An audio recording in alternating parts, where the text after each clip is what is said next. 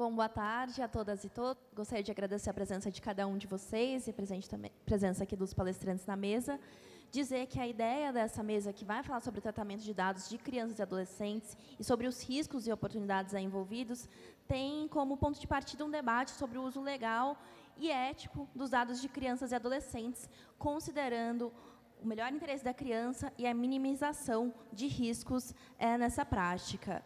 Nessa ocasião, a gente vai apresentar alguns casos sobre o uso de dados de crianças e as considerações sobre a sua importância e relevância prática do ponto de vista dos direitos desse grupo. Importante dizer que a academia e terceiro setor vão discutir a legislação e as implicações também desse uso. Vale ainda destacar que foi uma opção dessa mesa fazer um debate multissetorial com diversas opiniões sobre o tema, na ideia de construir um diálogo com as diversas partes envolvidas. Isso é especialmente importante quando estamos falando de direitos de crianças e adolescentes, que são considerados absoluta prioridade pela nossa Constituição, lá no artigo 227, que assegura que esses direitos devem ser garantidos em primeiro lugar, e que isso é responsabilidade compartilhada entre poder público, família e sociedade, onde se inclui também o mercado e a academia. Então, a ideia é que hoje construir conjuntamente, considerando esses riscos e oportunidades, caminhos para contemplar o melhor interesse da criança e do adolescente.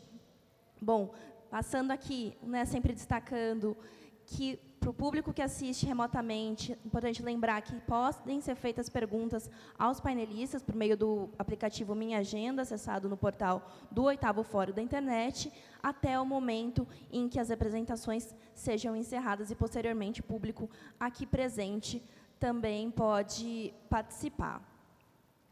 Bom, vamos começar aqui agora o nosso painel.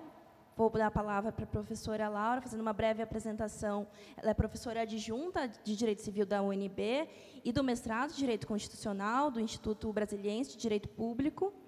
É doutora em Direito Privado pela Universidade de Berlim, mestre em Direito, Estado e Constituição pela UNB. Ainda é diretora do Centro de Direito, Internet e Sociedade do IDP e diretora da Associação Luso-Alemã de Juristas. E autora dos livros Privacidade, Proteção de Dados e Defesa do Consumidor, Linhas Gerais de um Novo Direito Fundamental. É uma honra contar com a sua presença, Laura, e acho que agora você pode trazer para a gente um panorama da legislação e da interpretação do uso dos princípios gerais à luz dos direitos de crianças e adolescentes. Muito obrigada. Muito obrigada, Thaís. A honra é minha.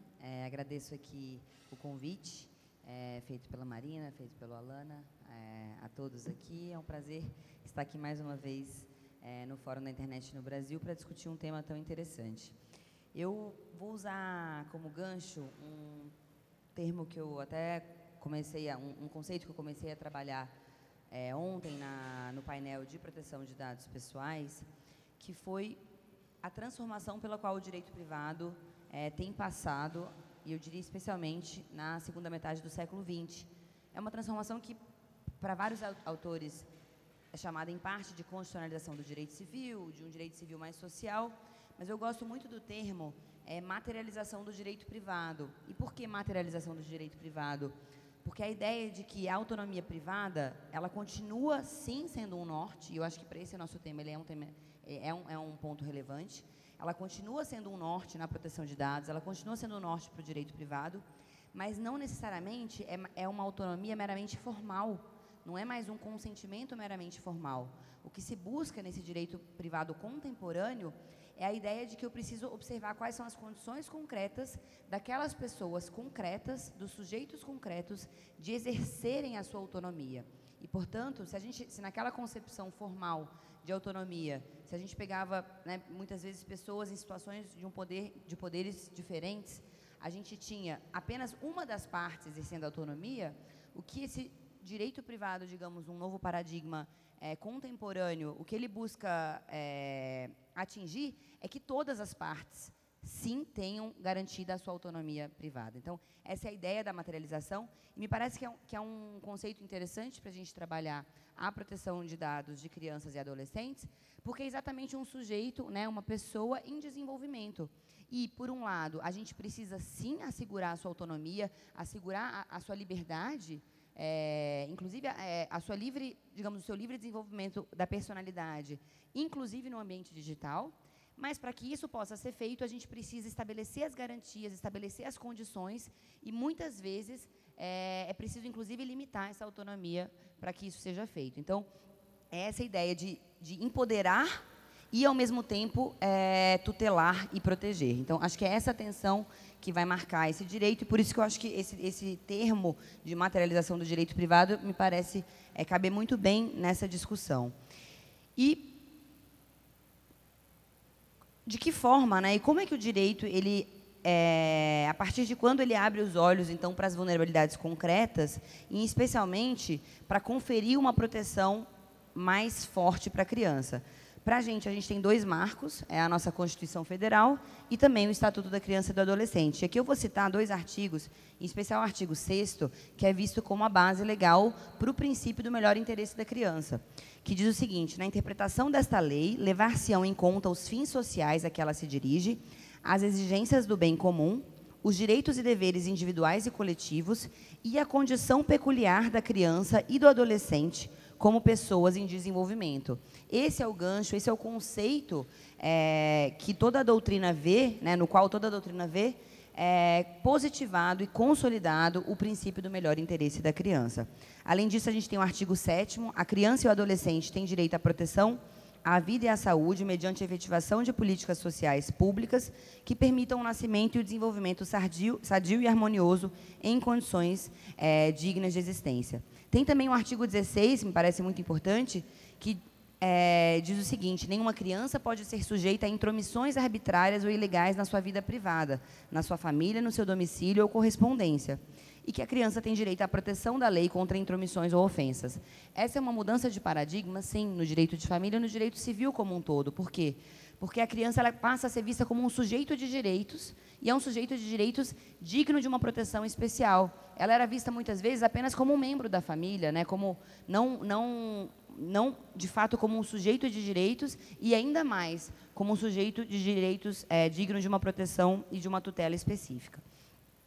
Também, claramente, essa visão do ECA, né, ela vem consolidar já toda uma interpretação e um paradigma que veio positivado na Convenção Internacional sobre os Direitos da Criança, de 1989. E aqui eu vou citar aqui alguns dos conceitos sobre o que seria esse melhor interesse da criança. Tá?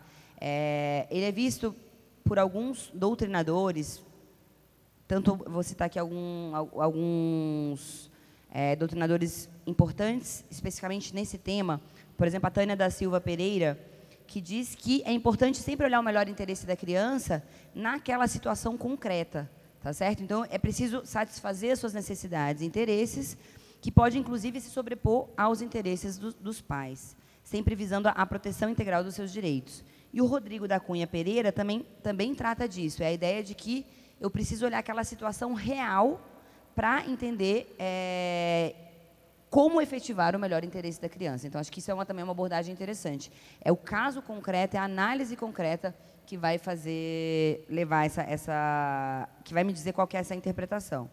E aqui eu gosto de uma frase do Gustavo Tepedino, o que seria, em alguma forma, como é que a gente poderia resumir a tutela da criança no nosso ordenamento civil?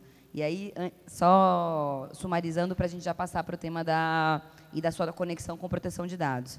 Ele diz o seguinte: a tutela da criança e do adolescente deve permitir, no curso do processo educacional, que o menor de idade cresça de forma biopsicamente saudável, de modo a superar a sua própria vulnerabilidade, informar-se e formar-se como pessoa responsavelmente livre, exercendo efetivamente a sua autonomia da forma mais ampla possível. Então, aqui, de novo, para consolidar essa ideia de que é preciso, sim, fortalecer espaços de autonomia, é preciso, sim, fortalecer espaços de liberdade, sempre lembrando que, na medida do possível, na medida das condições concretas e das limitações concretas, porque a criança é esse ser, essa pessoa em desenvolvimento. E, portanto, há limitações concretas para o exercício dessa liberdade. E o que tudo isso tem a ver com a proteção de dados pessoais? Acho que tem muito a ver, e essa é a razão desse painel. Me parece que, se a gente pegar aqui a ideia básica de proteção de dados, seja os riscos da proteção de dados relacionados à personalidade, né, do titular, à liberdade, ao risco de discriminação, aos prejuízos econômicos e, em especial, à diminuição das oportunidades econômicas e sociais, a gente percebe que a criança ela é muito mais vulnerável a todos esses riscos, tá certo? Há um risco maior de exposição, porque muitas vezes ela pode não ter consciência dos efeitos que determinada exposição pode ter. Certamente um risco relacionado, se ela for discriminada pelos dados pessoais que foram coletados ou por perfis que forem, digamos, montados. As oportunidades econômicas e sociais que podem vir, digamos que ela tem essa oportunidades diminuídas no futuro em razão de atos que ela pratique quando criança, né?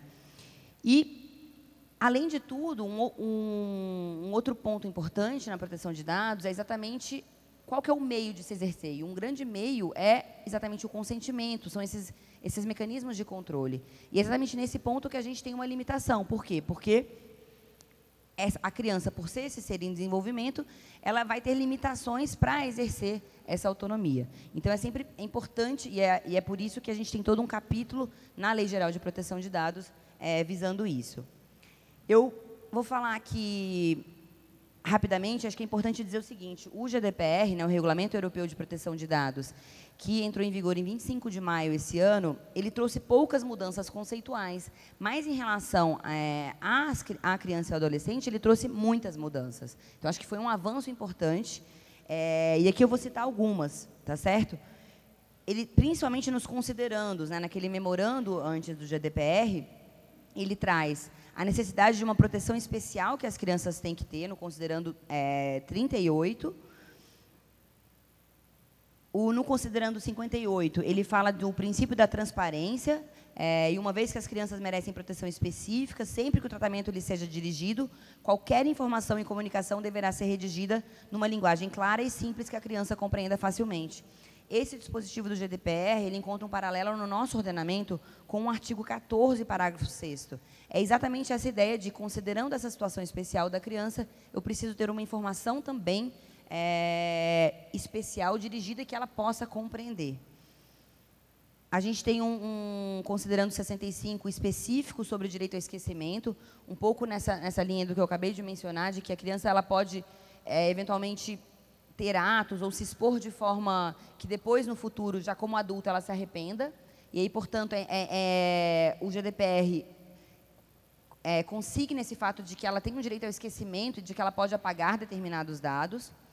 E um outro considerando que é bem interessante também, bastante discutido, é o 71, que trabalha com uma limitação, uma restrição às decisões automatizadas, ou seja, o profiling, tá? E aqui, então, voltando, já que eu tenho 5 minutos, como é que isso é regido no nosso ordenamento? A gente tem um artigo 14, eu acho que ele também inova bastante, acho que nessa mesma linha ele traz uma proteção especial. A gente tem o artigo 14, toda uma proteção especial para o tratamento de dados de crianças e adolescentes. E eu acho que o grande desafio hoje, né, e me parece, eu acho que desde que a lei foi sancionada, é como interpretar esse artigo junto com toda a Lei Geral de Proteção de Dados. E aqui eu vou fazer uma interpretação sugestiva. Eu sei que ainda vai ter muito debate, vai ter muita discussão, e eu também estou curiosa aqui para debater com a mesa e com todo mundo que está aqui hoje. Eu acho que a primeira interpretação é o seguinte: o artigo 14 deixa claro que, independente da base legal de tratamento de dados pessoais, vai haver sempre um norte. E o norte é o melhor interesse da criança, que foi esse princípio que eu já mencionei para vocês, que é o princípio que rege o ECA, que rege todo o direito de família e o direito civil relacionado, as decisões relacionadas ao direito civil. Então, a leitura que eu tenho do artigo 14 é: independente da base legal que se tenha e que se trate de dados pessoais, seja ele o consentimento, seja ele a obrigação legal, seja ele o legítimo interesse, que claramente vai ter uma situação, digamos, mais peculiar e mais reduzida, e eu já vou explicar por quê. O fato é que esse melhor interesse, ele vai exatamente nessa linha da materialização que eu comentei. Mesmo que ela consinta, o melhor interesse, ele é um princípio objetivo que vai limitar esse consentimento. Então, é a ideia de que qualquer tratamento de dados tenha que sempre se pautar por esse melhor interesse. E o que a gente tem a partir do parágrafo 1º é a ideia de que eu preciso, então, o tratamento de dados pessoais de crianças deverá ser realizado com consentimento específico e em destaque por pelo menos um dos pais ou pelo responsável. E aqui eu tenho uma regra específica de consentimento. É a ideia de que a criança, ou seja, né, com até 12 anos incompleto, com base no ECA, não pode ela consentir. Então, eu preciso do seu representante legal, ele que precisa fazer esse consentimento. O parágrafo 2º, a gente tem também, na linha já do regulamento europeu, uma regra de transparência maior, com uma obrigação, inclusive, de manter pública a informação dos tipos de dados coletados. Então, também, eu acho que complementa essa proteção especial dada ao tratamento de dados.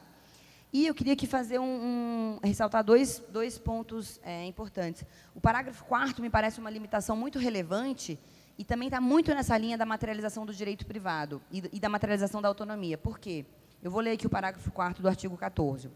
Os controladores não deverão condicionar a participação dos titulares, de que trata o parágrafo 1º deste artigo, em jogos, aplicações ou internet ou outras atividades, ao fornecimento de informações pessoais, além das estritamente necessárias à atividade. Qual que é a ideia? A ideia é que eu não posso condicionar, eu não posso chantagear a criança dizendo, eu só vou permitir que você jogue esse jogo ou tenha acesso a essa aplicação se você me der esse dado pessoal.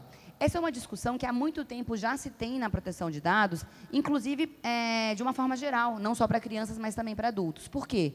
Porque se eu tenho uma situação em que eu só tenho acesso a um serviço, se eu der aquele dado, claramente esse meu consentimento não é tão livre assim. E aí entra essa lógica da materialidade. É a ideia de que um consentimento somente formal não é suficiente. Eu preciso de um consentimento verdadeiro.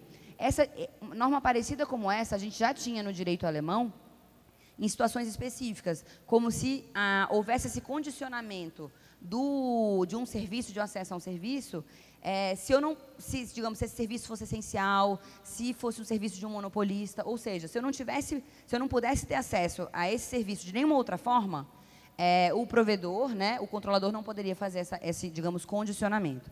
Me parece que essa norma é mais do que bem-vinda e expressa muito bem essa preocupação em um contexto de limitação da liberdade.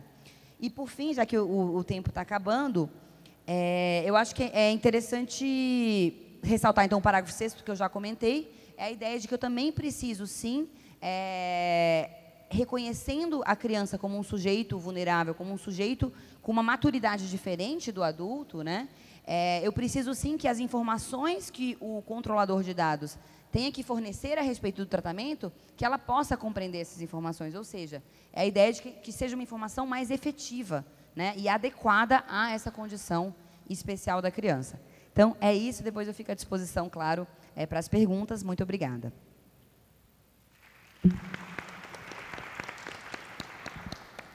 Bom, muito obrigada, Laura. Acho que ela coloca aqui algumas questões fundamentais e que podem e devem, em verdade, guiar a nossa conversa a partir de agora, que é o reconhecimento de crianças e adolescentes enquanto sujeitos em condição peculiar de desenvolvimento e essa tensão que se coloca a todo tempo entre potencializar e proteger essas crianças. Isso é especialmente importante quando estamos falando do impossível impacto do tratamento de dados no livre desenvolvimento. E, além disso, eu acho que a reflexão final que ela coloca sobre condicionamento de acesso a serviços já deixa uma questão para o que o nosso próximo palestrante vai trazer aqui enquanto representante do mercado. O Vicente Vieira, ele é sócio fundador e diretor de negócios da Manifesto Games e vice-presidente da Abra Games. Ele atua há 15 anos na área de jogos digitais e já participou da produção de mais de 200 jogos. É formado em ciência da computação, mestre em inteligência artificial e doutor pela UFPE. Fique à vontade, 15 minutos, Vicente. Obrigado. Alô. Obrigado. Obrigado pelo convite, né, para participar dessa mesa e contribuir com esse importante tópico. Como dito, eu vou trazer um viés tentar trazer esse viés da indústria, né. Então, começando falando um pouco da área em que eu atuo, né, de desenvolvimento de jogos, e tentando expandir um pouco essa visão para outras áreas, né, do mercado e da indústria do digital, né, para a gente conseguir, né, explanar um pouco a situação, né, e a exposição, né, da nossa criança e adolescentes, né, dentro do ambiente digital, e o quanto que essa nova legislação tem um impacto mais direto, e a gente como representante e atuante dentro dessa indústria, que linhas de atuação, né, que alterações a gente precisa realizar para se adequar, né, a esse novo cenário. Então aqui tem meus dados para quem quiser entrar em contato posteriormente. Então vou começar trazendo algumas informações da indústria, né, para explicitar um pouco, né, a situação, né, que a gente está em termos de tamanho do mercado, exposição e para onde o mercado, de certa forma, está caminhando em termos de plataformas, de uso, né, de como nossas crianças e adolescentes usam esses novos dispositivos. Então, em termos geral, falando da indústria em que eu atuo, a indústria de jogos digitais, né, é uma indústria que, né, em 2017 movimentou cerca de 120 bilhões, né, em 2018, né, cresceu, né, a projeção é crescer para próximo de 140 bilhões de dólares, né, e um crescimento estimado aí de 13% ao ano.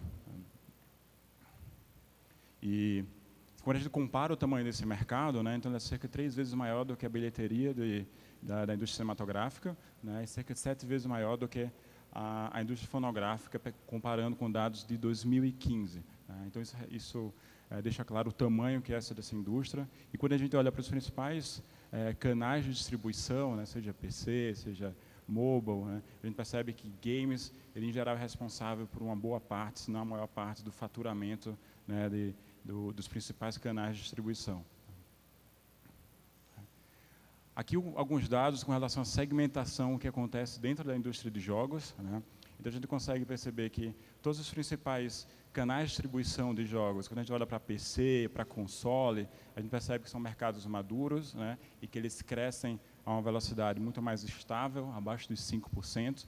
Quando a gente olha a plataforma de dispositivos móveis, né, smartphones e tablets, a gente percebe um crescimento muito acelerado, né? Apesar da gente ter esse mercado surgindo ali por volta de 2008, né, 10 anos atrás, né, a gente percebe que é um mercado que cresce muito rapidamente, e esse mercado, crescendo a taxa de 25% ao ano, é que lidera esse crescimento, né, e puxa o crescimento inteiro desse setor.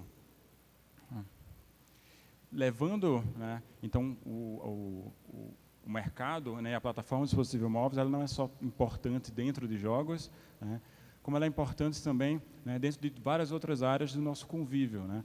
Então, desde 2016, né, Facebook, dentre outras várias mídias sociais, são mais acessadas via smartphones, né. Desde 2016, no Brasil, a maior parte das pesquisas, né, são feitas via dispositivos móveis, né. Em 2017, a gente tendo aí 57%, né, sendo feito através desse canal, né. E dados agora desse ano, então de março de 2018, indicam que 48% das vendas, né, do varejo online já são realizadas através de dispositivos móveis. Quando a gente olha, então, trazendo essa relação, então, games, os dispositivos móveis são muito importantes, né? Quando a gente olha para o mercado em geral, para outras áreas também, né?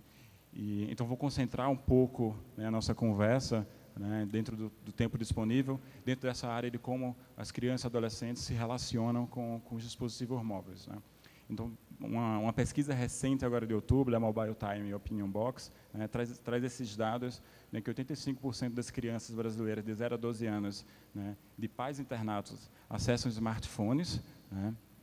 O uso, e assim como a propriedade de smartphones cresce, né, junto com a idade, assim como diminui o controle, né, por parte dos pais, né. Tem algumas informações interessantes, que detalham tanto a propriedade quanto o uso de smartphones, né. Então, mesmo crianças de 0 a 3 anos, né, essa pesquisa traz o dado que 10% já possuem smartphone próprio, né, e isso vai crescendo junto com a idade, então cerca de 1/4 dessas crianças de 4 a 6 anos já possuem seu smartphone próprio também, e quando chegam na faixa de 10 a 12 anos, praticamente 3/4 dessas crianças já possuem seu smartphone, né. De maneira similar com o uso, né. Então a gente percebe que há um controle maior com relação a esse uso nas faixas etárias iniciais, mas quando a gente chega de 10 a 12 anos ali, a maior parte deles já acessam por mais de 2 horas.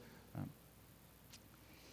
Olhando agora do ponto de vista dos pais, né, então, para entender um pouco mais o controle que é realizado pelos pais, a gente percebe que o controle existe, né, sempre, ou seja, em todo o tempo, em somente 28% dos casos. Né, talvez não seja coincidência, mas né, quando a gente olha essa segunda coluna, a gente percebe que os pais, né, somente 27% dos pais usam alguma ferramenta de controle. Né, então, a gente tem 73% das crianças que estão expostas a todo tipo de conteúdo, né, sem nenhum controle, né, parental. E cerca de 50%, 49%, né, das crianças dentro dessa faixa etária acessam redes sociais, né, então, de certa forma, contra a própria política das principais redes sociais, né, que, em geral, só permite o acesso a partir dos 13 anos, ou aplicativos de mensageria. Né. E entrando um pouco com a discussão da privacidade dos dados, né, na indústria de aplicativos, pelo menos, então se mantendo dentro dessa plataforma de dispositivos móveis, né, o que em geral rege, né, até o momento vigente, né, na verdade, dentro de 18 meses, né, de entrar em vigor a legislação recentemente aprovada no Brasil, né, o que rege o relacionamento com relação à privacidade, né, e proteção aos dados, né, do público infantil é o COPPA, então a legislação americana, que está vigente desde 2000. Tá? E ela rege as relações, né, de dados para o público abaixo dos 13 anos. É interessante, né, eu trouxe alguns dados, né, porque apesar da legislação, né, desde 2000, né, já está vigente há bastante tempo, né, há uma série de violações que ainda existem até hoje. Então, trouxe alguns casos da Yelp, por exemplo, acho que praticamente todos conhecem, foi multado em $450 mil, né, por coletar dados pessoais do público infantil sem o consentimento dos seus pais. Né. A TinyCo já foi uma das grandes empresas de desenvolvimento de jogos, né, para família, especialmente público infantil, né, com títulos como TinyZoo, né, TinyPets. Né, também foi multada justamente por coletar endereços de e-mail das crianças em troca de itens virtuais dentro do jogo. Né. E a Playdom, que é uma empresa que fechou em 2016, né, que foi adquirida pela Disney, teve uma das maiores multas de 3 milhões, né, por divulgar informações pessoais de 800 mil crianças, por coletar e divulgar essas informações de 800 mil crianças. Eu trago esse ponto aqui porque, apesar da legislação em si prever uma multa mínima de $16 mil por violação individual, né, uma pesquisa da Copanal que foi realizada identifica que a multa média por violação, né, acaba sendo muito mais próxima dos $2. Né. Então, existe, mesmo lá com uma legislação vigente há bastante tempo, uma diferença muito prática, né, de aplicação dessa legislação. Né. Ainda continuando nesse tema, né, então, uma pesquisa realizada nos Estados Unidos, com cerca de 6 mil aplicativos, né, revelou que cerca de 57% deles, né, violavam, né, a legislação vigente, a COPPA. Né. Então, aí tem dados mais específicos, então 40% deles, né, compartilhavam algum tipo de informação, né, sem aplicar as medidas de segurança cabíveis. Né, 39%, né, desses aplicativos, né, tinham ignorância ou desrespeitavam, de certa forma, as obrigações contratuais, né, dentre outros casos, né, de desrespeito às leis vigentes. Então, esse dado também é interessante trazer para essa discussão, porque apesar de existir a lei há bastante tempo, esse controle, né, é extremamente complexo, né, principalmente no nosso caso da legislação, né, em que o órgão regulador, né, ainda não, enfim, foi extraído do projeto de lei, né, e ainda precisa ser incorporado ou ser aprovado de alguma maneira via enfim, via MP ou qualquer outra forma. E aqui, com relação à nossa legislação, né, aprovada, né, eu captei alguns pontos que existe um impacto muito mais direto, né, para quem atua, né, dentro da indústria, né, e que precisa muito rapidamente se adaptar. Né. Então, primeiro, com relação à coleta dos dados pessoais, né, sem o consentimento, né, das pessoas ou dos pais. Né. E a necessidade de você ter um controle, né, muito maior sobre essas informações, tanto em termos de segurança quanto em termos de transparência, né, para que os usuários, seja adultos ou, no caso, as crianças, tenham um controle do que está sendo coletado, né, que essa informação fique visível, né, para a população, né, que ela consiga ter controle sobre, seja a atualização desses dados, seja a remoção de alguns dados, né, que sejam considerados indesejados, né.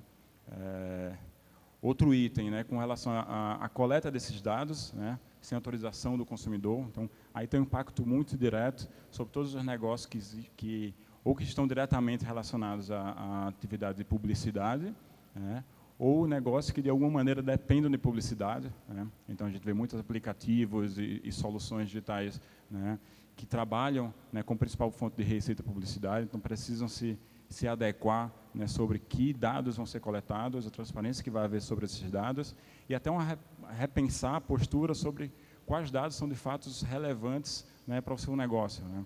Então, até no painel anterior, né, houve uma discussão sobre qual a importância de você... muitos dos formulários que a gente acessa, né, através da internet, né, já requisitam, né, o CPF e outra informação muito sensível do usuário, sem necessariamente fazer um uso tão específico disso. Então, é preciso repensar, né, falando em termos de indústria, sobre quais são os dados de fato essenciais para você conseguir ofertar, né, um serviço de qualidade, né, para o seu consumidor.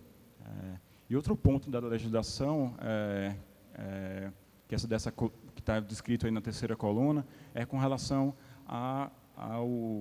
às implicações, né, de não seguir a legislação, né. Então, que pode ser uma multa de 2% do faturamento até R$50 milhões por infração. Então, traz de fato, muito claramente, as implicações por não seguir ou por infringir a legislação e a necessidade de se adequar, né, a todo o ambiente também de segurança, né. Então, a gente viu, né, casos recentes, tanto fora quanto no Brasil, de vazamento de dados, né, em que, em geral, as empresas não existia nenhum tipo de implicação específica às empresas, de multa ou pelo vazamento dos dados, pelo menos no Brasil, né. Então, com a nova legislação, isso muda, né, e as empresas precisam rapidamente se adaptar, né, para prover o nível de segurança, né, necessário para essas informações pessoais e privadas. E, a princípio, era isso que eu queria apresentar, né, então fico à disposição aqui para as perguntas e para a discussão posterior. Obrigado.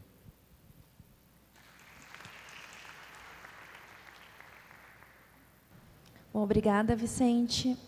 Super importante ter essa fala nesse momento, principalmente a partir do momento que esse panorama do como a indústria de games está presente em tantos espaços, também fica claro como, de fato, ela afeta diversas crianças e adolescentes, e, por isso, é tão fundamental ter a participação e uma postura ativa da indústria na proteção de dados de crianças e adolescentes. E hoje a gente tem bases legais para cobrar isso, para implementar efetivamente os direitos de crianças e adolescentes nesse contexto.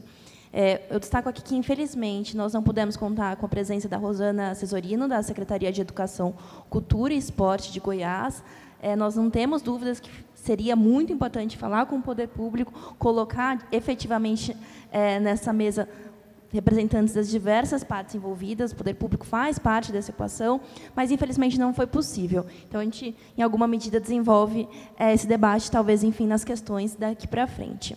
E agora eu passo a palavra para a Marina Pita, que é jornalista pela PUC São Paulo, assessora de advocacy no programa Prioridade Absoluta do Instituto Alana, membro do Comitê de Defesa dos Usuários de Telecomunicações da Anatel e conselheira do coletivo Intervozes, para falar efetivamente por que é tão importante ter a proteção de dados pessoais de crianças e adolescentes. À vontade, Marina. Obrigada. Agradecer a todos na mesa também. Acho que, enquanto vai colocando a minha apresentação aqui, vou falar um pouco sobre a experiência do que é você começar a ter um olhar, né, do que é a criança. Porque, em determinado momento da vida, se a gente não está se relacionando com a criança, a gente esquece que a criança não é um mini adulto. A criança ela tem uma condição peculiar de desenvolvimento, e os pesquisadores, existe um certo consenso que a criança, até os 12 anos de idade, ela não tem formado pensamento abstrato completamente. Inclusive, isso impede que ela possa ter uma análise crítica de fatores abstratos, como é o caso do tratamento de dados pessoais, de forma completa. Então, acho que esse é uma primeira abordagem que a gente sempre gosta de fazer, para lembrar que a criança é esse ser num momento especial de desenvolvimento.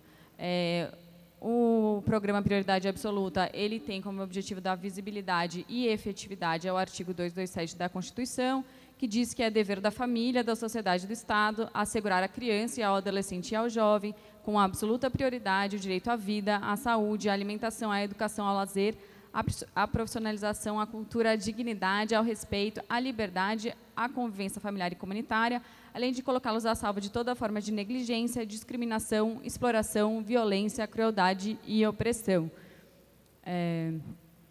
E aí, enfim, qual é o contexto em que a gente está falando disso quando a gente fala de proteção de dados de crianças e adolescentes, né? A internet, ela surgiu como um sistema age blind, que a gente fala, né? Ela não sabe quem é o usuário, ela, quer dizer, não sabia quem era o usuário e não sabia a idade do usuário. E aí, muitas vezes, a gente esquece que as crianças são fortes usuárias de sistemas de tecnologia da informação e comunicação, e esse número vem crescendo, né? Então, eu trouxe aqui os números da Tiki Kids. Então, em 2015, a gente tinha 79% das crianças que tinha acessado a internet nos últimos 3 meses, e esse índice já é de 85% em 2017, na última pesquisa Tiki Kids. As crianças e adolescentes são fortes usuárias de alguns sistemas que não necessariamente foram desenhados para ela. Então, na coluna que para você está na direita, o uso de mensageria instantânea. Então, 79% das crianças disseram fazer uso de mensageria instantânea. E na coluna seguinte tem o uso de redes sociais. Lembrando que as redes sociais, elas não foram desenhadas para o uso de crianças. E que, por conta do COPPA, que o Vicente já trouxe, elas, inclusive, não são autorizadas para o uso de crianças com menos de 13 anos. E, no entanto, o fato delas usarem as redes sociais vem passando quase que desapercebido. Nós não fazemos essa discussão, mesmo quando nós estamos discutindo fortemente o impacto das redes sociais. E aí, eu acho interessante trazer esse dado, que são as habilidades das crianças, porque muita gente fala, a criança é o nativo digital, o meu sobrinho sabe mexer no meu celular melhor do que eu, porque meu filho conserta o computador para mim. É verdade, as crianças elas podem desenvolver uma habilidade imediata de usar um dispositivo muito maior do que os adultos, por conta da sua capacidade de aprendizado muito rápido nessa fase da vida, né? Mas elas não têm, como eu disse, a capacidade crítica de entender as implicações daquele uso.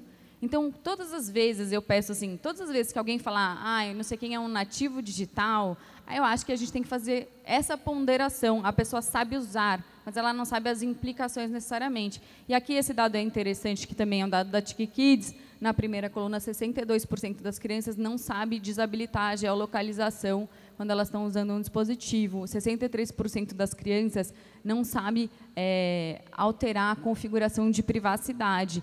E esse é um dado, né, que ele vai variar também... Por que eu não consigo mais?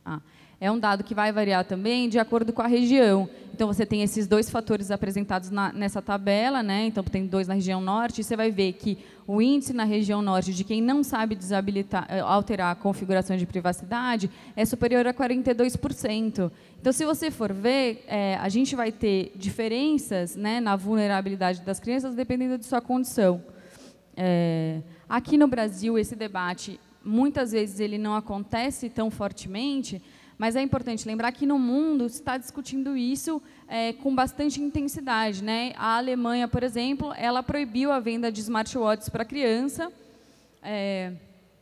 Os smartwatches eles foram proibidos porque eles foram entendidos como um equipamento de espionagem, e aí entrou na lei de espionagem alemã, de proibição da espionagem, mas porque não tinha um outro instrumento. Mas o que o governo estava entendendo? Que não era adequado que a criança andasse com um dispositivo que a tornava vulnerável a uma pessoa não enfim, não autorizada, saber sua localização, porque os smartwatches eles têm um sistema de geolocalização e se mostrou que eles eram bastante inseguros. Era muito fácil você hackear o sistema e saber onde a criança estava. Além disso, ele contava com um dispositivo que era como se fosse um smartphone, em que você podia ligar para a criança e, sem ela saber, você começar a ouvir o entorno.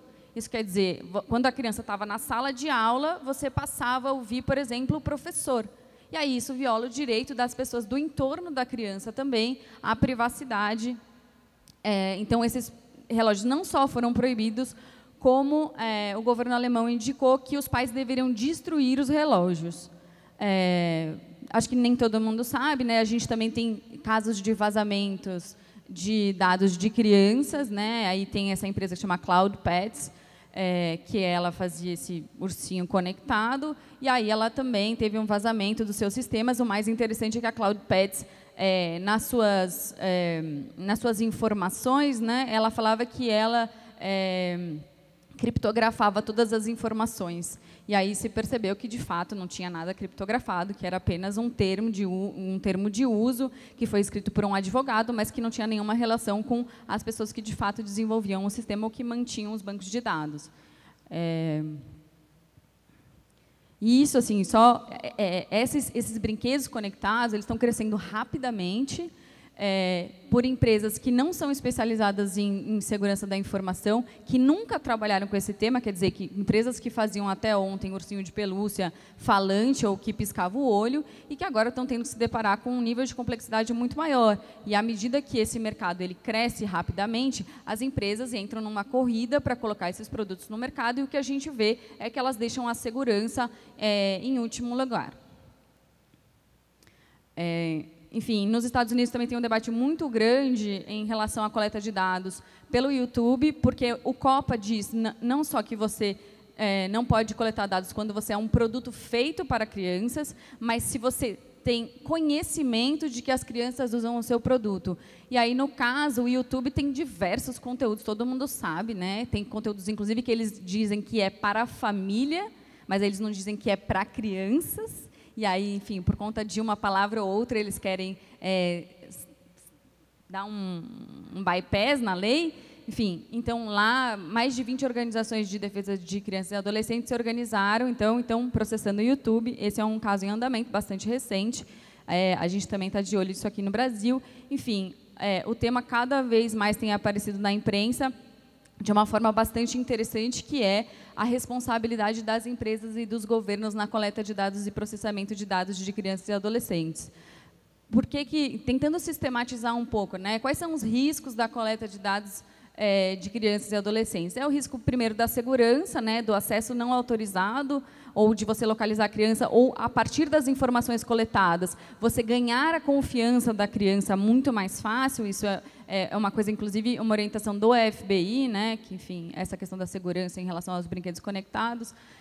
Você pode gerar dano à reputação, porque um dado que foi disponibilizado na infância pode ficar para sempre rodando na internet, pode levar à discriminação, à datatificação na infância, quer dizer, você cada vez mais comparar a criança a cada minuto com as demais crianças, e isso levar a tratamento diferenciado em todos os espaços, inclusive no espaço doméstico, né, que cada vez mais se coleta dados também no espaço doméstico.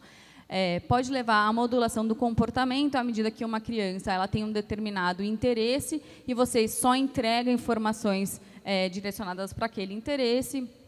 Manipulação do comportamento, né, que é você querer fazer isso propositalmente. E o comprometimento do brincar e do desenvolvimento livre, à medida que você usa os dados da criança para ofertar informações só de acordo com o perfil. Então, passar rapidamente, acho que o Vicente já trouxe um pouco do COPPA. Eu gostaria de dizer que o COPPA ele é acompanhado, né, pela Federal Trade Commission.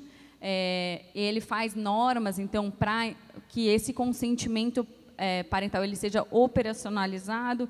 Então, você tem certificação de alguns modelos de obtenção de consentimento, a indústria dialoga com a Federal Trade Commission, enfim, ela faz esse tipo de documento como esses 6 passos para o compliance, para o plano de compliance para o seu negócio, que é uma coisa que, enfim, ainda que não seja perfeita, é algo quase invejável diante do que a gente tem no Brasil, né? No caso da GDPR, a Laura falou um pouco, mas eu acho que é importante frisar que a diretiva anterior, né, a 95, da União Europeia, ela não mencionava a proteção de crianças e adolescentes em relação à proteção de dados. Então, é realmente uma inovação muito grande a GDPR ter trazido esse princípio, né, de que as crianças merecem proteção especial, e aí ele explica, dizendo que elas são menos cientes dos riscos, consequências e garantias em questão e dos seus direitos relacionados com o tratamento dos dados pessoais. Ela define, então, o consentimento parental para pessoas com menos de 16 anos, ainda que os Estados-membros possam definir uma idade inferior, e vale dizer que a regra do legítimo interesse do controlador dos dados para efetuar o tratamento não se aplica no caso de dados de crianças e adolescentes.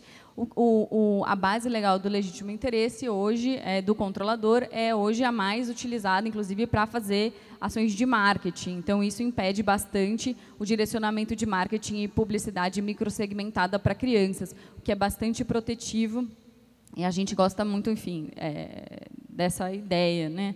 Ainda que... Então, como é que a gente vem pensando esse assunto no prioridade absoluta, né? A privacidade e a proteção de dados é um direito das crianças e adolescentes, deve ser garantido no atual momento de vida, porque a criança não é um vir-a-ser, ela não é um sujeito do futuro, como as pessoas costumam dizer, ela é um sujeito de direitos do presente, e isso precisa ser assegurado a ela. Não é, a criança não tem privacidade em relação à família, então por que, de fato, essa preocupação toda? A criança nem tem informações tão importantes, então a criança não precisa dessa proteção toda em relação à privacidade. Não, ela tem o direito à privacidade, assim como qualquer outro sujeito, né? Os direitos são violados ou suportados por comportamentos, por técnicas, por políticas e estruturas governamentais e privadas. Isso significa que a gente não olha para a criança e para o adolescente apenas tentando definir qual é o comportamento aceitável ou não desses sujeitos. A gente entende que existem vários fatores que vão definir a proteção e que a gente tem que, sim, dialogar com as empresas, sim, dialogar com o governo para que eles garantam, então, não culpabilizar as crianças e os adolescentes por um eventual vazamento dos seus dados, né? A violação da proteção de dados afeta mais os mais vulneráveis, quer dizer, nem todas as crianças são iguais, nem todos os adolescentes são iguais. É claro que as crianças e adolescentes em situação de maior vulnerabilidade têm um risco, por exemplo, de discriminação a partir dos seus dados muito maior. E aí é isso, a gente precisa de uma responsabilização, fato N, coletiva, né, envolvendo a todos, inclusive empresas e o setor governamental. Foi com essa perspectiva... eu gosto dessa frase da Maria García Montes, que ela fala que você jogar o peso da violação da privacidade sobre os ombros dos jovens, como muito se faz, né, é o equivalente a dizer às mulheres jovens que não devem usar minissaia para não sofrerem abusos. Enfim, a gente tem que ser melhor do que isso. Então, é um pouco essa visão que a gente teve, e por isso que a gente atuou e se envolveu tanto para criar esse artigo, o artigo 14 da Lei Geral de Proteção de Dados. E aí ela traz que o tratamento de dados de crianças e adolescentes deve ser realizado no seu melhor interesse, os dados pessoais de crianças devem ser realizados com o consentimento parental, e se não tiver o consentimento parental, a coleta tem que ser para contatar os pais ou responsável, ou para a sua proteção. Então, durante a discussão do PL, o Ministério da Saúde, por exemplo, questionava o artigo 14 e falava: a gente não acha razoável porque nós queremos coletar os dados das crianças para fins de saúde. E a gente falava: olha, em geral, tem que trabalhar com consentimento parental, não pode sair por aí, enfim, coletando dados de saúde de crianças, só porque você tem uma ideia sobre como ela deve ser tratada. Mas, no caso de uma proteção, no caso de um risco de vida, qualquer coisa assim, é claro que você pode tratar os dados das crianças. E aí, enfim, acho que a Laura já deu uma boa pincelada aqui. Eu queria só destacar que a gente definiu no artigo 14 que as informações sobre o tratamento de dados também devem ser fornecidas para o entendimento adequado da criança. Isso é olhar para a criança como um sujeito em desenvolvimento e entender que não é que, de repente, ela fez 13 anos e ela vai entrar em contato com o mundo da coleta e tratamento de dados. Então, que ela já tem que ser envolvida nessas discussões. E aí, enfim, um passo posterior a isso era, de fato, passar a ouvir a criança e que ela possa, de fato, ajudar a definir como é que esses modelos vão se dar no futuro.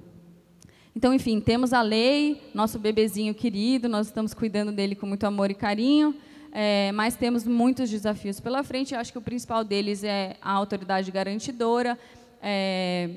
Para acompanhar o mercado, eu falo que se para a gente já é difícil entender quando nossos direitos estão sendo violados no caso de tratamento de dados pessoais, no caso de crianças e adolescentes é praticamente impossível que eles reconheçam uma violação e então peçam para o pai para ir à justiça. Enfim, é uma coisa muito mais complicada. Então, você precisa, de fato, de alguém para estar atento ao mercado e observar quando há uma violação. A Federal Trade Commission faz isso, né? Inclusive, ela não só quando ela antes de multar, ela solta alertas, né, falando sobre as melhores práticas e como é que as empresas têm que se adequar. Então, acho que isso é bastante interessante, a gente tem que olhar para isso como uma prática interessante.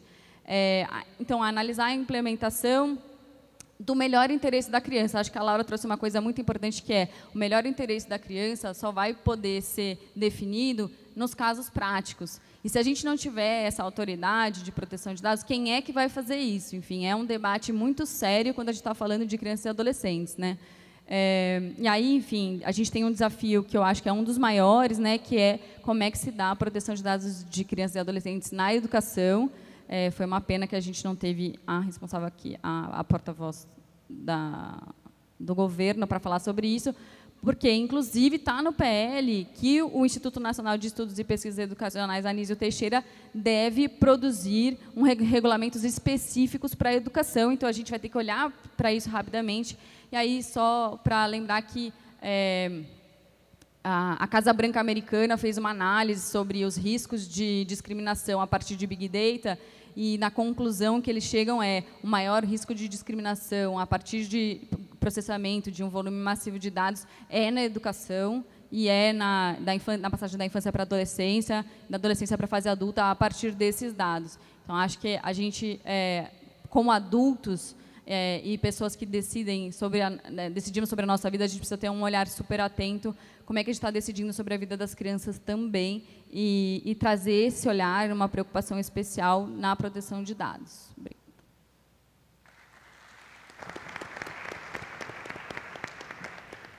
Bom, obrigada, Marina. Acho que a Marina coloca questões bastante relevantes aqui. A gente tem um histórico de, redes sociais não foram pensadas para o uso da criança, mas as crianças estão lá. A discussão sobre a internet das coisas está avançando e ainda pouco se fala sobre brinquedos conectados. Crianças e adolescentes são frequentemente negligenciados nessa discussão e, ainda que esse debate esteja crescendo, é preciso ter foco, porque a gente está falando de consequências muito graves, né? Os riscos vão desde a segurança, passam por discriminação e podem atingir de maneira mais gravosa o livre desenvolvimento, ou seja, as escolhas que crianças e adolescentes estão fazendo são livres, de que maneira elas estão sendo impactadas. Obviamente, há muitas oportunidades, mas é preciso que isso seja equacionado desde o começo de qualquer discussão nesse sentido. Bom, agora eu faço, mais uma vez, um lembrete para o público que nos assiste remotamente para fazer as perguntas aos painelistas pelo aplicativo Minha Agenda, acessando no portal do Fórum da Internet. E passo agora, por fim, a palavra para Ana Paula Camelo, que é a nossa relatora. Ela é pesquisadora sênior e gestora de projetos do Centro de Ensino e Pesquisa e Inovação, da FGV, e pesquisadora colaboradora no Departamento de Política Científica e Tecnológica da Unicamp. Ana, 5 minutinhos. Obrigada. Obrigada, boa tarde a todas e todos. Eu agradeço o convite de estar aqui com vocês nesse debate. Eu espero até usar menos o tempo para a gente poder, né, abrir o espaço para discussão, até ouvir as questões que quem está nos assistindo e quem está presente possa ter. Eu queria, completando ou provocando um pouco mais a fala, né, dos colegas da mesa, no sentido de trazer uma preocupação em relação aos riscos de discriminação. Aqui no fórum mesmo, nos primeiros dias, houve a exposição de um trabalho, de uma pesquisa relatando sobre coleta de dados de crianças nas escolas, dados educacionais, né, ao longo da vida a formação inicial dessas crianças, e incluindo a possibilidade de dados de saúde, né? Então, quais são os riscos, né, desse tipo de coleta e tratamento desses dados que vão para além dos dados de um brinquedo, de uma interação num espaço de lazer, né? Não tem uma questão de ser melhor ou pior, mas eu acho que é tão sério quanto, e são aspectos que precisam ser considerados. E uma outra discussão que eu acho que vale a pena a gente se atentar é, muitas vezes, como que as próprias ferramentas acabam capturando as crianças, de alguma forma, para fornecerem seus dados. Se a gente pensar nos youtubers mirins, se a gente pensar nos diversos aplicativos ou soluções que, de alguma forma, convidam, atraem essas crianças. Eu até colocaria aqui para o colega, para o Vicente, para a Marina, para vocês também saberem como pensar essas questões, né? Como lidar com esse incentivo cada vez mais forte de trazer essas crianças para a internet, seja por meio dos dados propriamente ditos, seja, né, fisicamente. E, por fim, só estou trazendo provocações, gente, não sei se estou ajudando muito, mas uma conversa também eu acho necessária quando a gente pensa do ponto de vista o que fazer. E a gente tem uma pesquisa, eu já conversei até com a Marina um pouco sobre as tentativas de se criminalizar aspectos relacionados à infância.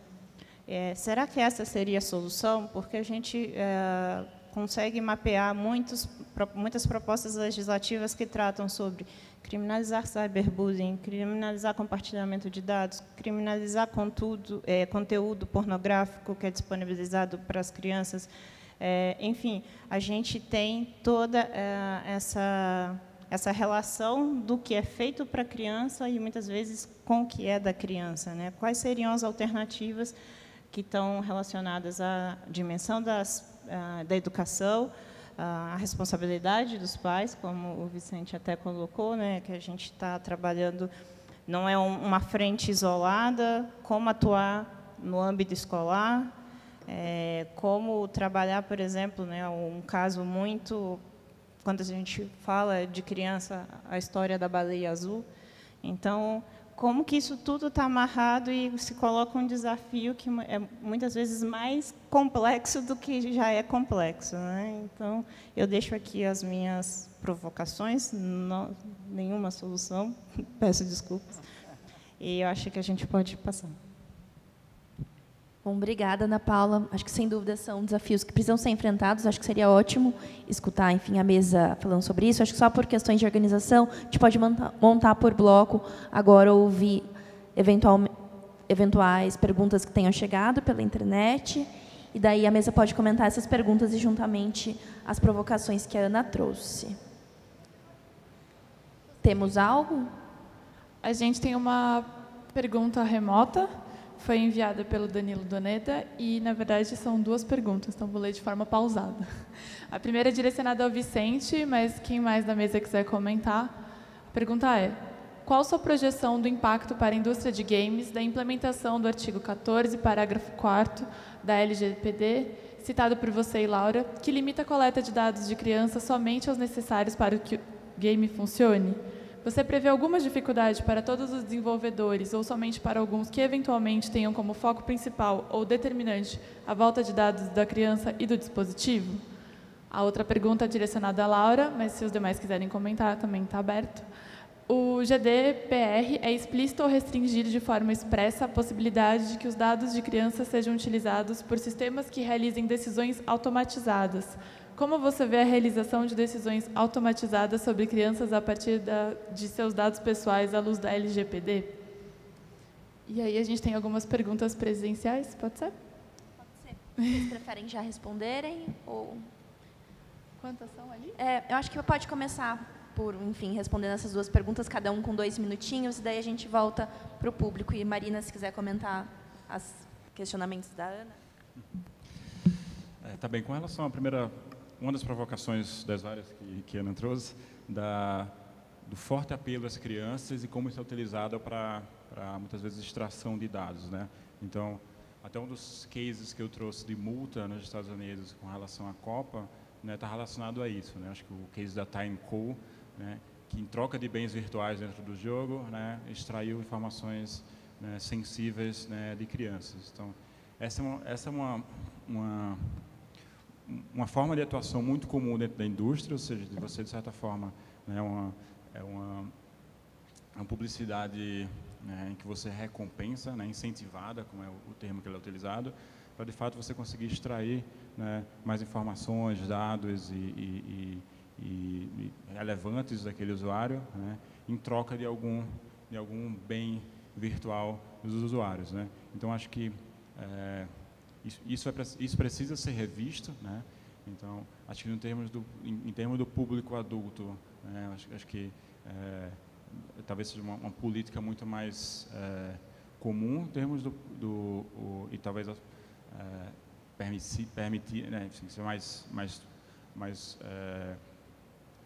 procurando a palavra, né, que seja permitido por lei, né? Então já tem autonomia para, de fato, né, ceder esses dados, né, para a indústria, para o desenvolvedor, né?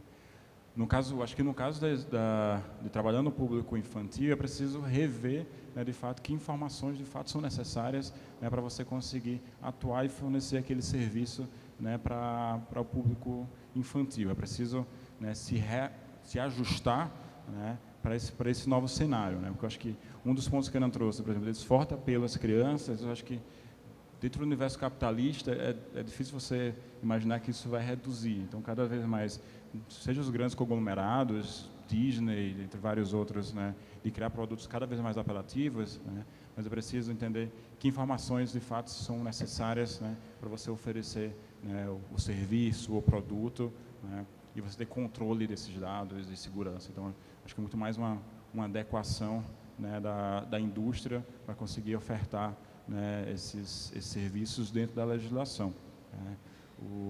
Acho que um ponto também que foi trazido da pergunta remota, que seria um possível impacto dentro da indústria, né.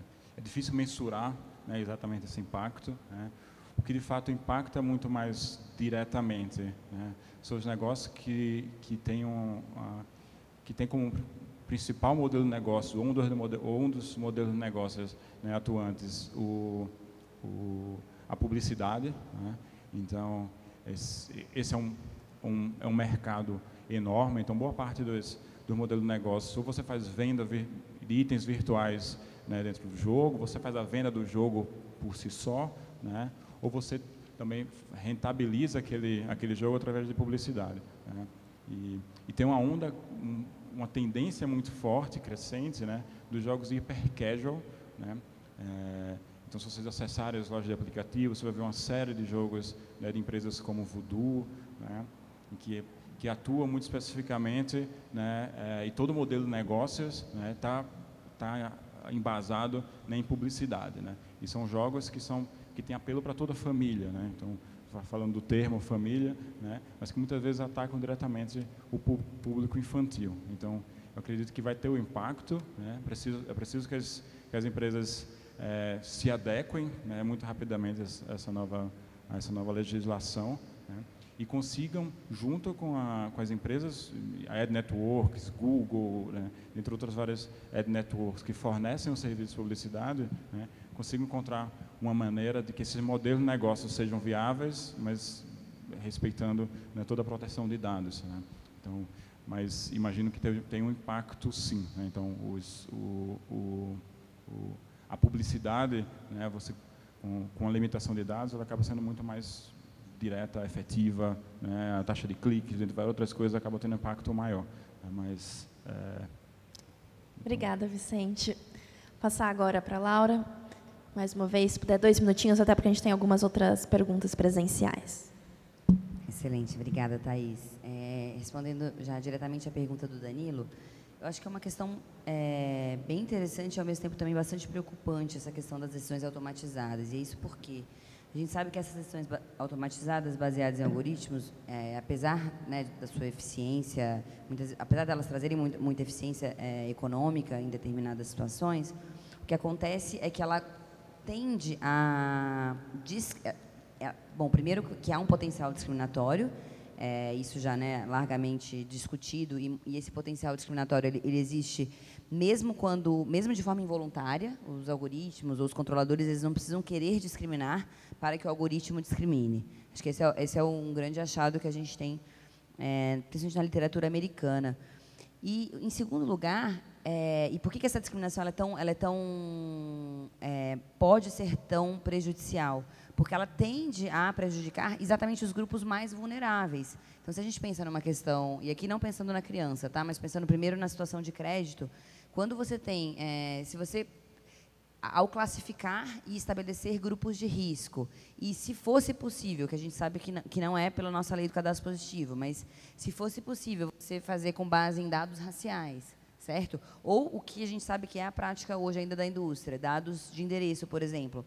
O que se tem é que as pessoas que, por morarem numa região já mais vulnerável, por morarem numa região mais pobre, e se a gente for pensar aqui, então, pessoas negras, por exemplo, que tem toda uma história de discriminação por trás, se você permitir a utilização desses dados, você tende a aumentar ainda mais essa discriminação, você tende a aumentar ainda mais esse abismo. E é o que acontece também nesse caso de crédito, porque você tende a prejudicar mais os grupos já vulneráveis, certo?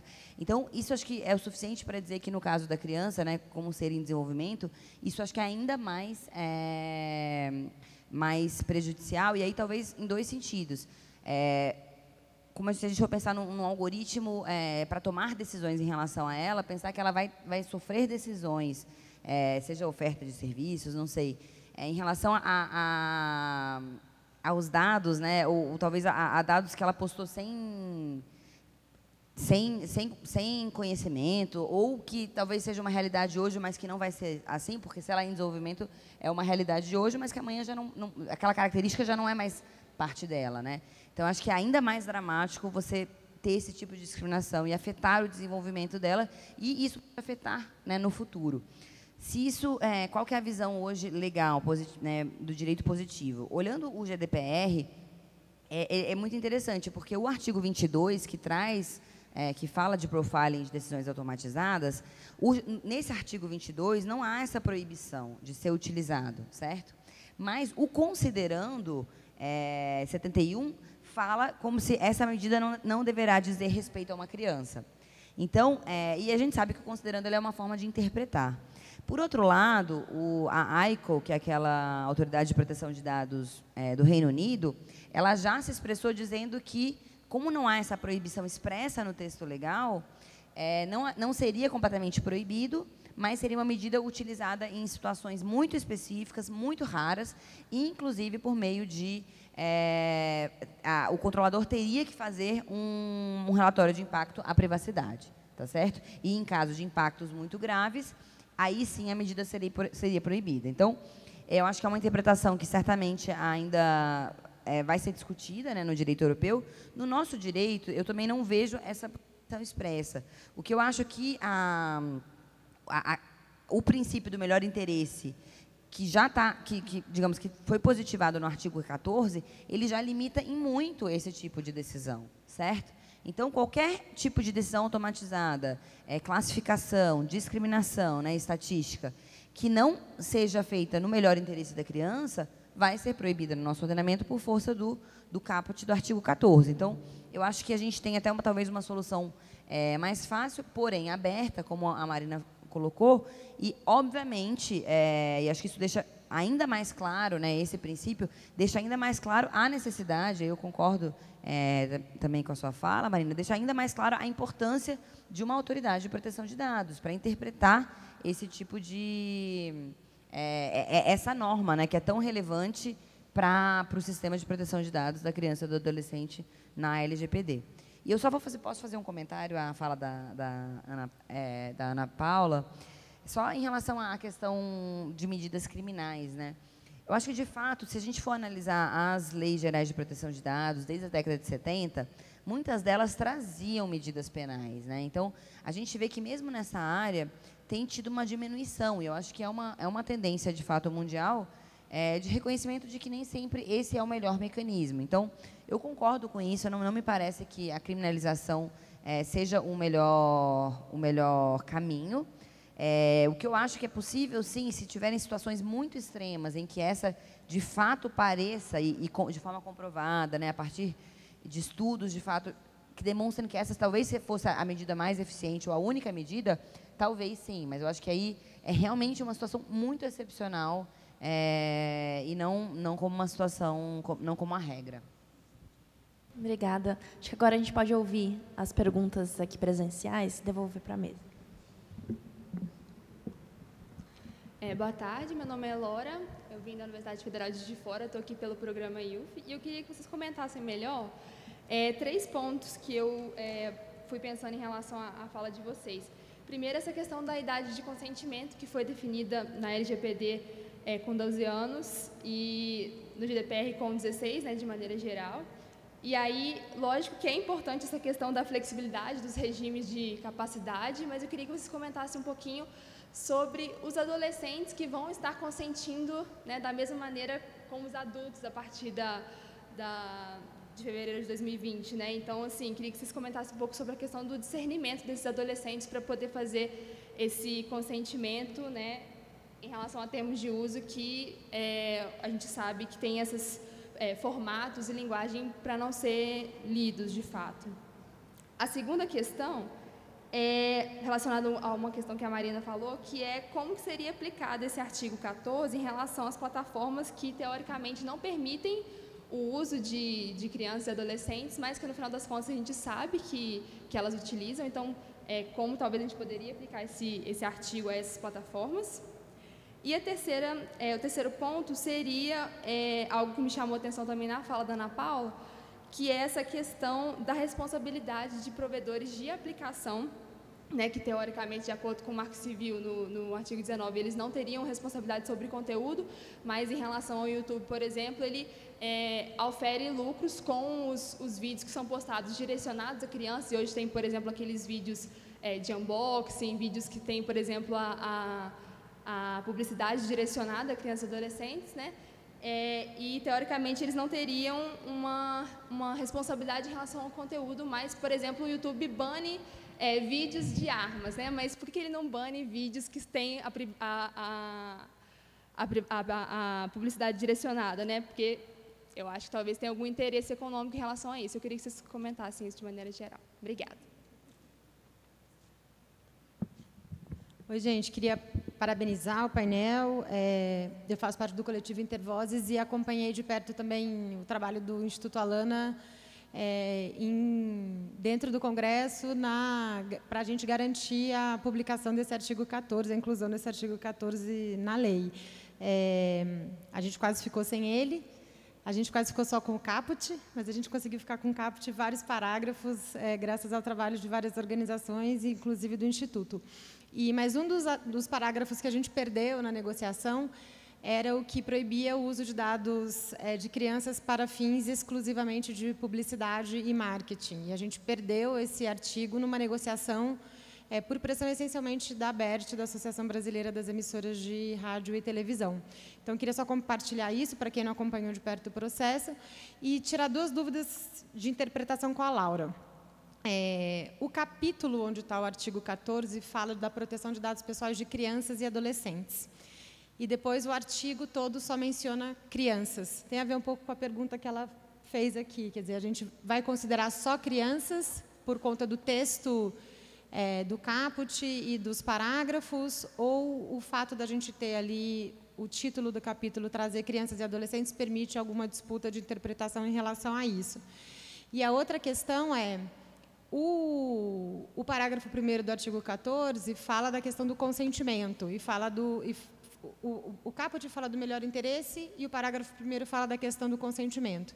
A interpretação que a gente deve dar para isso é de restrição em relação às outras hipóteses de coleta e tratamento de dados, ou seja, para fins de execução de políticas públicas, por exemplo, vai ter coleta e tratamento de dados de crianças. Então, ali, eu queria entender um pouquinho melhor essa restrição. Me parece uma restrição, mas queria entender se, na sua interpretação, as outras hipóteses estão automaticamente descartadas ou elas precisam vir numa combinação com o melhor interesse da criança e não são automaticamente todas vedadas por essa restrição que o parágrafo 1º faz. É isso, obrigada.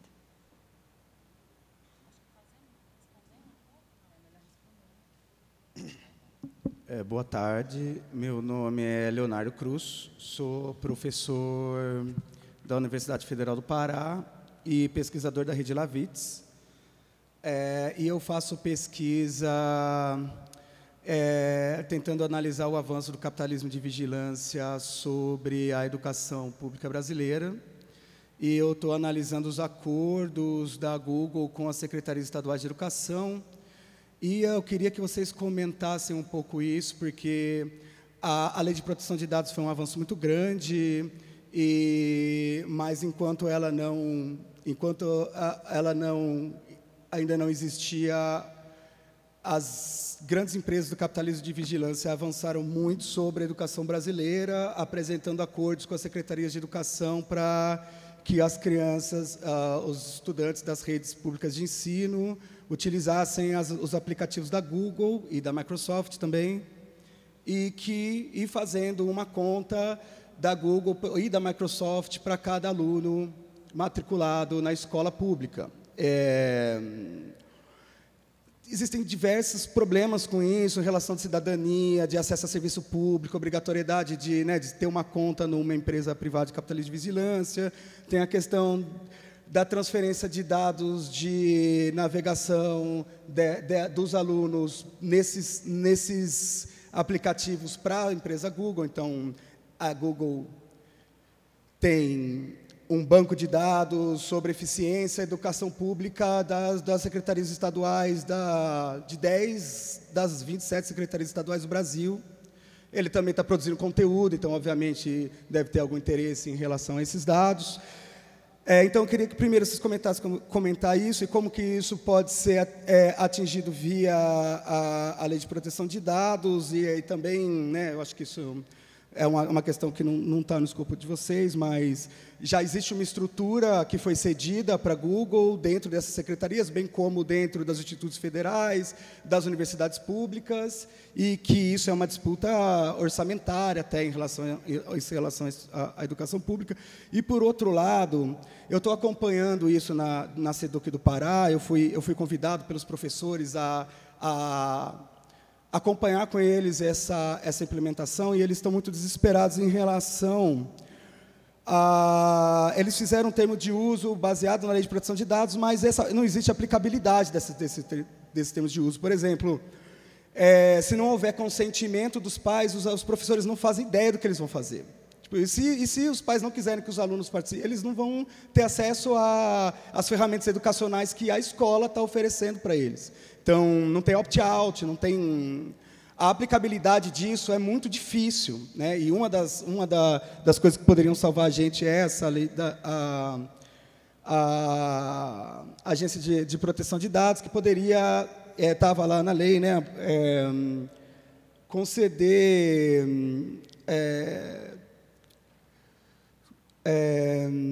ajudar a Secretaria de Educação a escrever termos de uso decentes, a fazer educação com os professores e com os alunos, porque quem está fazendo isso é a Google que está dando aula sobre privacidade e segurança para os professores. Então, eu queria que vocês comentassem um pouco isso. Obrigado. Boa tarde, meu nome é Caio, eu sou pesquisador do IPREC e do Instituto INCITE, que fica na Universidade Federal de Pernambuco. E a gente tem um núcleo de inovação urbana, a gente trabalha muito com processos com jovens e inovação. E lá na região metropolitana, a gente está passando por alguns processos relacionados muito à temática de mobilidade. E escutando a questão da efetivação do melhor interesse da criança, até numa experiência enquanto advogado que já estou em direito de família, eu fico imaginando, a minha pergunta é, o quanto vocês acham que a entidade reguladora, a entidade controladora pode auxiliar para essa interlocução com o judiciário? A gente tem um judiciário que, nesse momento, toma um posicionamento muito liberal da família tradicional brasileira. A gente tem um cenário político e legislativo bastante ameaçador. Lá na região metropolitana, para quem não sabe, a gente tem escolas que já estão aplicando biometria para monitorar os alunos.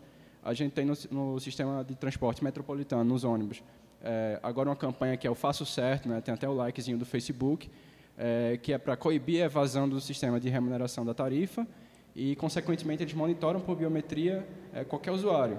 Mas as crianças e os jovens estão sendo punidos e não podem usufruir do sistema da gratuidade da mobilidade enquanto uma efetivação do melhor interesse da criança, para fruir de outros direitos, como lazer, cultura, educação, porque eles só podem usar naqueles usos específicos e as controladoras do sistema metroviário, né, e de metropolitano ficam controlando isso e a gente não tem plena ciência do que eles estão fazendo com os dados ainda, né? Então, é um cenário bastante desafiador. Então, eu queria colocar para vocês essa pergunta: o que é que vocês acham que é possível fazer com o judiciário e com o legislativo nesse momento que a gente está passando em relação a esses casos de efetivação do melhor interesse da criança? Obrigado. Obrigada pelas contribuições, sem dúvida são muitos desafios. Eu estou na tarefa ingrata aqui de moderar o tempo, acho que a gente pode se dividir, enfim, vocês se dividem para responder as perguntas e já fazerem comentários finais, tá bom? 4 a 5 minutinhos. Bom, como são muitas as perguntas, eu também vou tentar reunir aqui na resposta, mas, de qualquer jeito, já agradeço aí todas as perguntas que foram feitas. Me parece, e eu vou começar, acho que pelo final, talvez começar pela pergunta da Bia, e eu acho que eu consigo agregar todas as demais em volta disso. Se a gente for olhar o artigo 14, me parece que a primeira pergunta ok, o título fala de crianças e adolescentes, o artigo 14 fala de crianças e adolescentes, e os demais se referem só à questão da criança. Mas me parece que o mais relevante, como princípio limitador de todo o tratamento de dados relacionado a crianças e adolescentes, é exatamente o princípio do melhor interesse. E o importante é que ele está no caput do 14 e se refere tanto a crianças quanto a adolescentes. Eu acho que isso é suficiente para dizer o seguinte, e aí já chegando na sua segunda pergunta. Talvez, até pelo fato da nossa lei e do artigo 14, e isso eu até estava conversando com a Marina agora, ele é muito mais amplo do que o COPPA, por exemplo, e do que o próprio artigo do GDPR, porque ele fala só dos serviços da sociedade da informação. Então, a nossa legislação está falando de todo o tratamento de dados pessoais de crianças e adolescentes que acontece, certo? Então, acho que, até por essa amplitude, me parece que a gente não consegue excluir, e acho que a interpretação mais razoável é de dizer que aplicam-se as 10 bases legais do artigo 7º, aplica-se mais uma base legal, que eu entendo até ser a do parágrafo 3º do artigo 14, essa do contatar os pais para sua proteção, acho que seria mais uma base legal, a do 11º. Eu entendo que existe mais uma base, aí eu diria que são 12 bases legais ao todo, que é aquela do setor público, tá certo? Do artigo 22, se eu não me engano, é isso? Do artigo 23. Então, ao todo, a gente tem 12 bases legais, e a todas elas, a gente vai aplicar como princípio limitador, e aí bastante nessa lógica que eu comentei da materialização né, do direito privado, como princípio limitador, o princípio do melhor interesse. Tá? E aí, chegando, então, já nas últimas perguntas, na última pergunta em especial. E como é que eu entendo aqui o princípio do melhor interesse? A gente pode fazer da mesma forma que hoje se aplica o princípio da boa-fé. Eu posso ter, inclusive, o consentimento no contrato de consumo, em qualquer outro contrato de direito civil. Mas, se ele atentar contra a boa-fé, essa cláusula é abusiva, essa prática é abusiva, tá certo? Então, a lógica do melhor interesse me parece ser dessa forma. Se a gente só apostar, e aí, a última pergunta do colega, a respeito, mas será que eu vou só apostar no judiciário? Eu acredito que a gente tem 2 caminhos, tá, para implementar. E aí é o caminho da materialização de novo, é que eu tenho várias formas de implementar essa materialização, de limitar, tá, ou de implementar esses princípios. Quais seriam elas? Eu diria, a primeira, talvez até mais efetiva, é fazer interpretações ex ante do que seria esse melhor interesse. É o que a autoridade europeia, né, e o grupo de trabalho do artigo 29 sempre fez. Tá certo? Então, é claro que eu acho que isso seria de se esperar, de se esperar de uma autoridade, seja ela qual for. Eu acho que essa primeira é importante que ela interprete o melhor interesse, e mais, aqui eu vou chegar já num outro ponto. Sempre se interpretou no direito europeu o que é legítimo interesse. E aqui acho que a gente tem um ponto importante, que é o seguinte, se a gente pega o artigo 7º, 9º, que define o que é o legítimo interesse, ele diz o seguinte, Então, o tratamento de dados pessoais somente poderá ser realizado nas seguintes hipóteses, sendo uma delas, quando necessário para atender aos interesses legítimos do controlador ou de terceiro, exceto no caso de prevalecerem direitos e liberdades fundamentais do titular que exijam a proteção de dados pessoais. Ou seja, o legítimo interesse, ainda que ele seja uma base legal bastante ampla, ele exige um balanceamento, tá certo? E esse balanceamento que, à luz tanto do melhor interesse, à luz, né, de toda a sistemática de proteção da criança no nosso ordenamento, me parece que fica claro que as hipóteses em que se pode tratar dado com base no legítimo interesse, elas são muito restritas, tá certo? Porque ao fazer esse balanceamento, por exemplo, o que seria um caso clássico de legítimo interesse? O caso clássico seria evitar fraude, certo? Diminuir o risco do crédito. O caso talvez mais, um caso, vamos pensar aqui em publicidade e marketing direto. Pode ser legítimo interesse? Em determinados casos, sim. Mas já nesse caso de marketing direto, já se aceita já uma hipótese bastante restrita. Porque quando você faz um balanço, né, um balanceamento com os direitos do titular, é difícil você pensar quais são as situações do marketing direto que se sobressairiam. Uma hipótese é quando essa pessoa ela é cliente daquele estabelecimento. Então, você poderia ter o legítimo interesse nesse caso. Mas, no caso da criança, se a gente for pensar toda a ideia das razões pelas quais ela tem que ser protegida, será que seria razoável uma hipótese de marketing direto baseada no legítimo interesse? Me parece que não. Tá certo?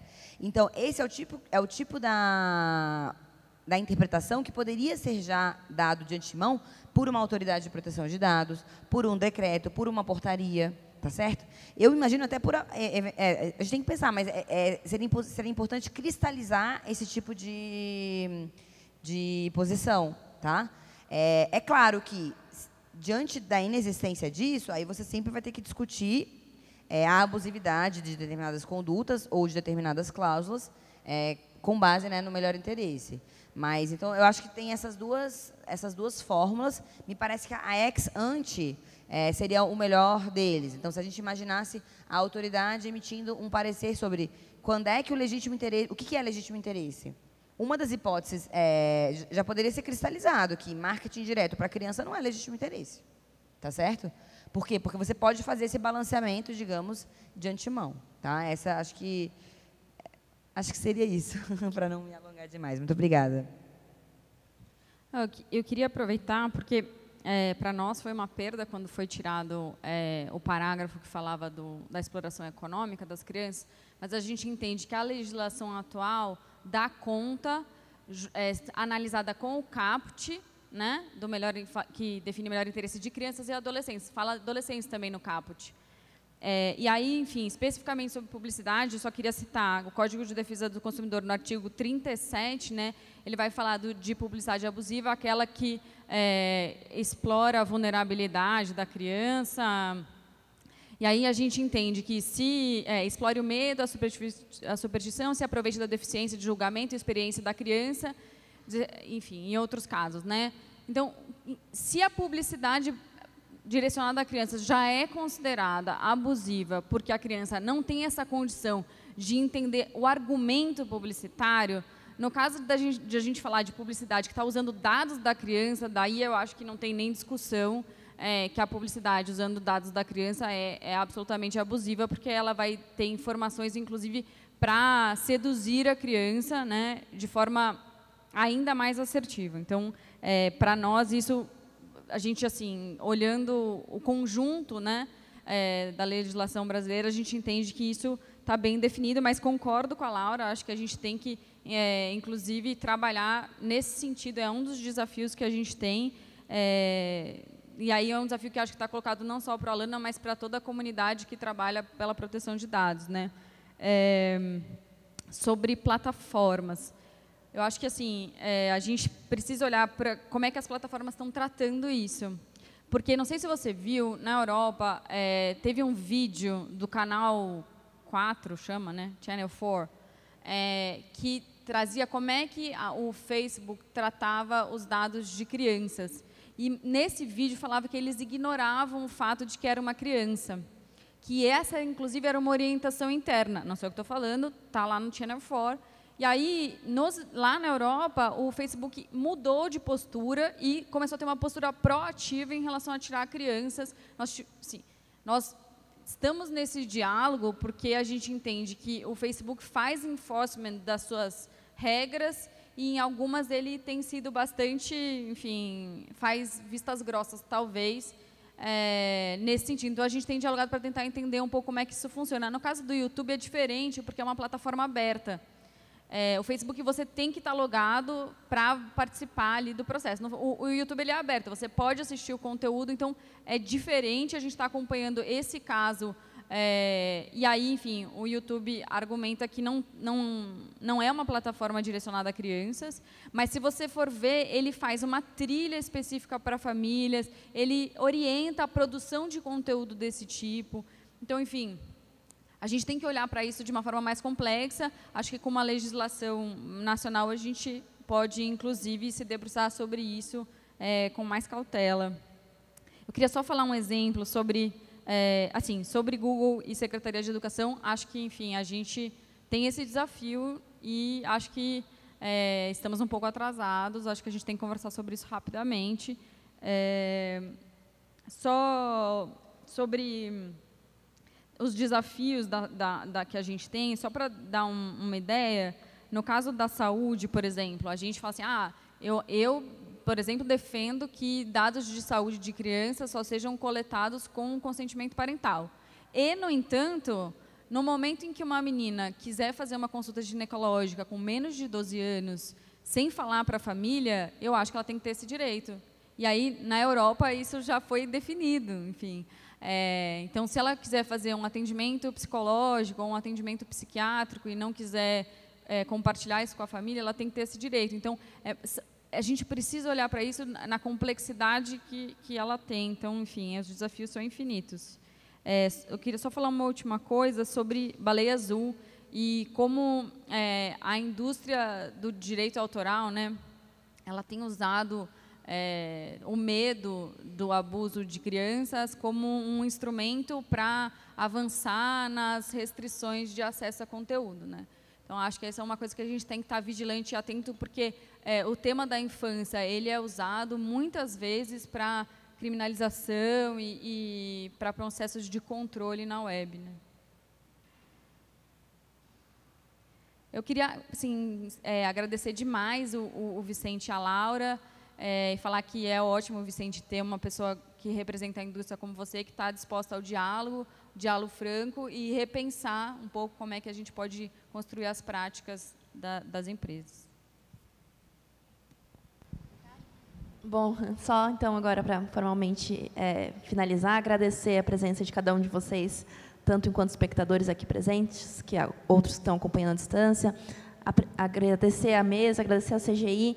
Enfim, é realmente muito importante que a gente consiga ocupar esses espaços e desenvolver essa conversa. Sem dúvida, tem muito ainda para conversar, a gente não conseguiu nem de perto esgotar sequer o que as perguntas trouxeram, mas, sem dúvida, a gente enxerga um caminho com muita clareza que precisa avançar, que olha para a questão de responsabilidade da plataforma, de brinquedos conectados, para desafios na área de políticas públicas, especialmente em saúde e educação, e para a interpretação dessa legislação, especialmente aí diante do risco em relação à Autoridade Nacional de Proteção de Dados. Acho que é uma conversa que a gente continua sempre daqui para frente. Mais uma vez, muito obrigada e encerramos formalmente agora. Obrigada.